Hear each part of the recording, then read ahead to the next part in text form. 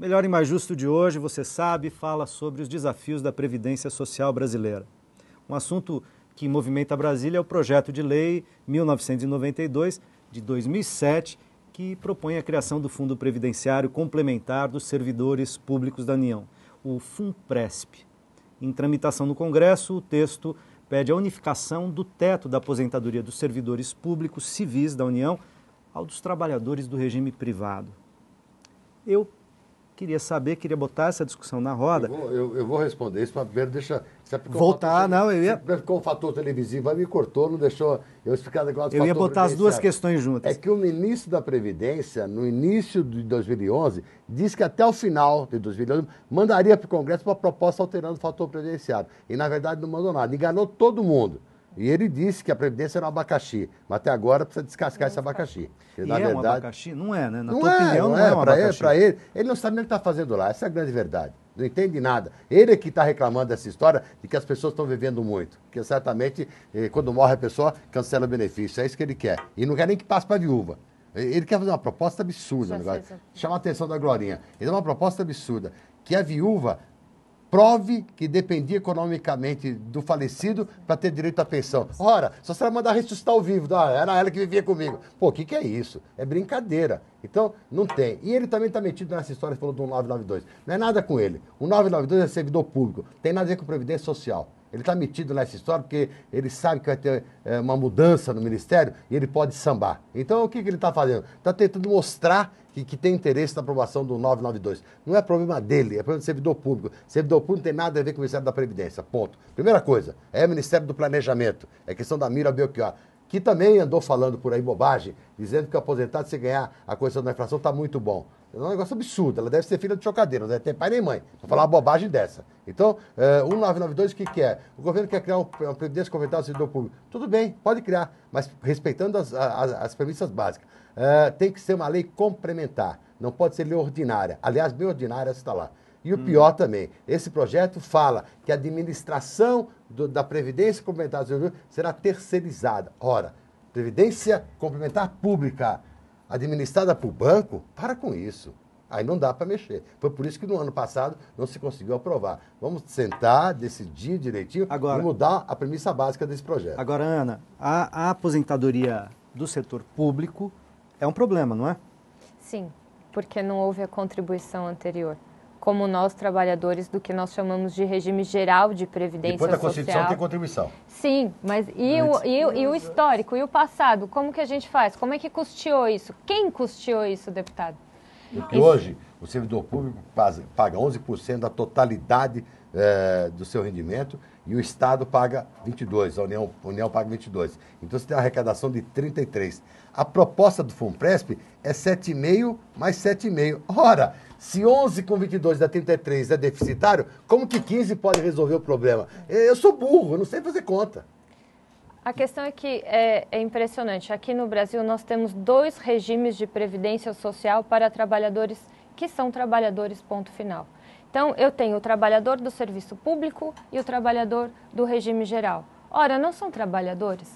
Por que não, então, não unificar o regime?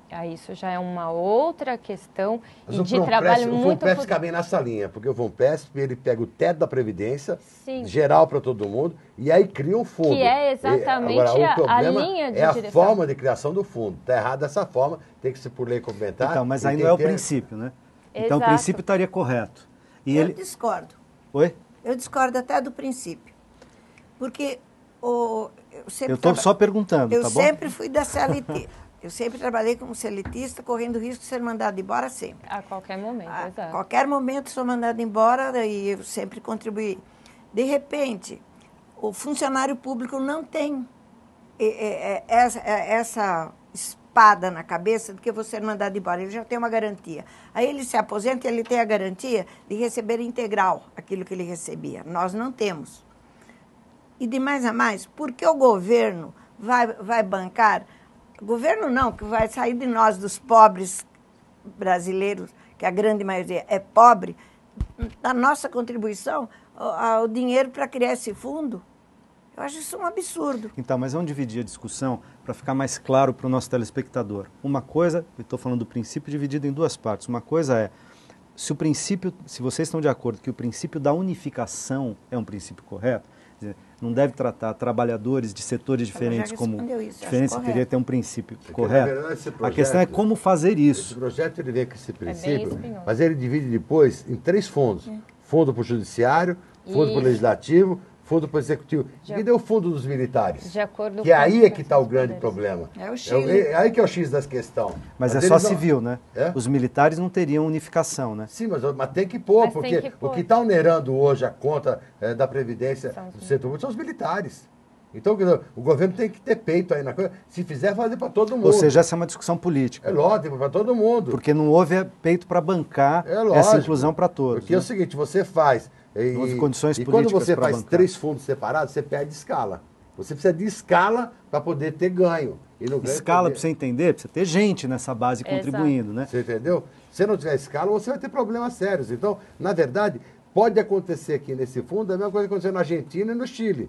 Criaram o fundo e depois descriaram o fundo. Quer dizer, a atual presidente da Argentina, ela acabou com o fundo lá. E a ex-presidente chilena, Bachelet, também acabou com o fundo. Mas também quebraram as seguradoras. Por causa disso. Porque quebra a seguradora é a tal da administração privada. Exatamente. Você vê, na crise econômica de 2008, Estados Unidos, país super poderoso, quebrou a Washington Mutual, era a maior previdência privada americana. Quebrou, literalmente quebrou. E a IG, a American International Group, só não quebrou porque tinha interesse em outros países, e aí o governo americano colocou 70 bilhões de dólares para não quebrar a IG. Mas a IG balançou o Unibanco, que era sócio dela. E o Unibanco acabou virando Itaú. E aumentou a contribuição. E quando você vê lá atrás, na primeira reforma da Previdência de FHC, 2 bancos que estavam todos lépidos aí para a Previdência Privada, era Banco Nacional e Bamerindos. Aonde estão esses bancos? Não existem mais. Né? Foram pro saco. Arnaldo, você lembra que quando no Chile o Pinochet fez a privatização da Previdência, o que ele fez? Ele deixou os militares de fora. É o plano que eu estava falando do Está Brasil acontecendo agora. aqui. Quer dizer, o militar é uma classe privilegiada. A questão é dos jogos e das disputas políticas e do poder para fazer isso aqui. As concessões.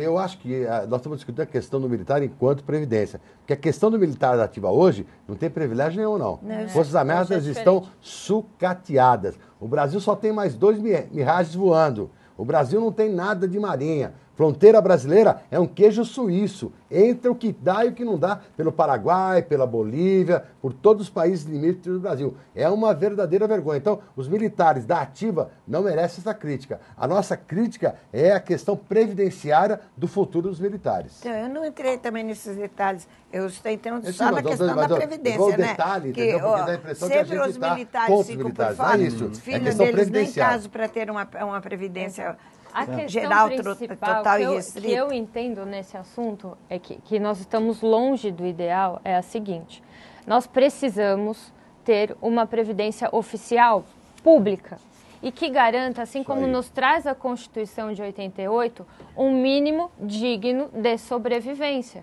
Quem está acostumado com um patamar, digamos assim, de sobrevivência maior do que aquele mínimo que a Constituição assim determina, que aí então busque o setor privado. Carolina, sabe por que eu tenho essa verdadeira aversão à privatização da Previdência? Aqui no Brasil mesmo. Você não lembra, mas a Glorinha lembra, o Tuto lembra. Nós tínhamos GBOX, KPM, Montepio da família militar, que deu dinheiro desses caras, sumiram tudo. Mas porque eles existiam antes da regulação. A Lei 6435 veio em 1977, isso é anterior. E depois a Lei da Previdência Complementar, a 109, de 2001, que atendeu o Comando Constitucional de 88. E aí, quando você fala dessa primeira lei aí, acabaram que a PC, a PB, a PTEC, a PTEC, que todos funcionavam bem. Dinheiro, construiu Brasília, construiu o Ponte de Niterói, construiu a Ponte Itaipu. E cadê o dinheiro de volta para o Brasil? Ponte Itaipu não, Hidrelétrica Itaipu. Então, de volta para o trabalhador, não né, veio. Que contribuiu. Não era muito dinheiro em caixa na época, Tuto. E aí a promessa foi muito grande. De previdência, inclusive para o regime geral, do que nós temos de aposentadoria então, por tempo pior de do que contribuição. Tudo isso que nós estamos dizendo aqui.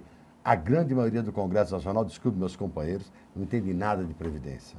Não estão nem preocupados com o que está acontecendo com o aposentado e com a pensionista. Eu acho que a grande maioria deve ser filho de chocadeira, não deve ter pai nem mãe. Agora, tem alguns estados na União, ou há experiências há experiências que estão acontecendo em alguns estados, por exemplo, há uma experiência de previdência pública no Rio Grande do Sul, parece que há experiências estaduais que talvez pudessem nos dar algum alento no sentido de ajudar a construir alguns parâmetros para isso, ou vocês acham que não? Não.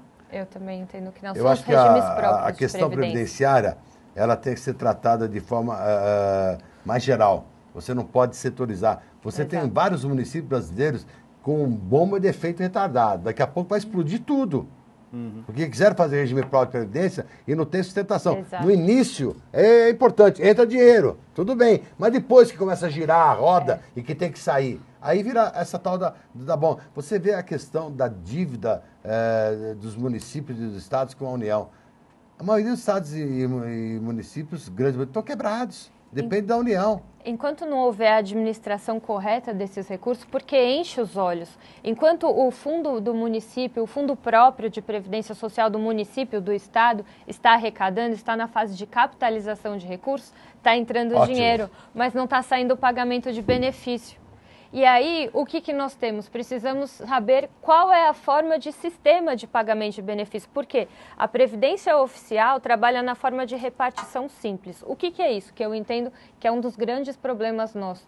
Porque hoje, os trabalhadores de hoje financiam as aposentadorias de hoje. E aí o tema central do programa. Agora, se os servidores públicos daquele município ou daquele estado pagarem os benefícios... Quando eu comecei essa luta de previdência no Congresso, em 1987, no meu primeiro mandato, na Constituinte Cidadã, que você citou, nós éramos 4 milhões de beneficiários da Previdência Social. E naquela já dizia, a Previdência vai quebrar. Passaram-se de 87 até agora, 2012, já se passaram 25 anos. 25, e a Previdência não quebrou. E de 4 milhões, ela pulou para 18 milhões e no redondo, que já está batendo quase 19 milhões. Então, tem condição de você fazer sustentabilidade, porque eles só fazem a conta da arrecadação pura que a Carolina falou, a arrecadação da folha. Mas não é só isso, não. Tem PIS, COFINS, CSL, tem arrecadações que permitem que a seguridade social é muito mais ampla do que previdência social. E pensando prospectivamente, quer dizer, prospectivamente eu imagino o seguinte, você vai ter...